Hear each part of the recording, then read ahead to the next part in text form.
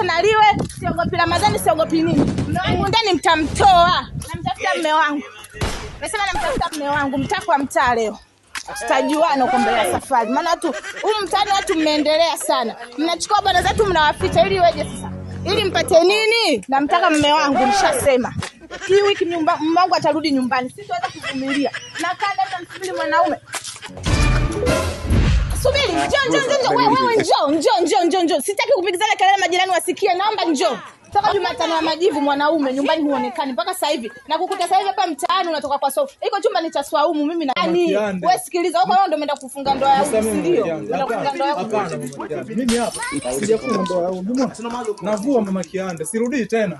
Haya Jumatano ya majivu, huwa msalaba hapa uko wapi? Sababu mpaka umefutika haupo. Uko hapo. Yaani wewe utaka Jumatano ya majivu umeondoka. Leo ndio unakuja na kazi. Watoto nini? Wewe sio sikiliza. Sinizuie. Naomba ondoka, unajua kazi yako.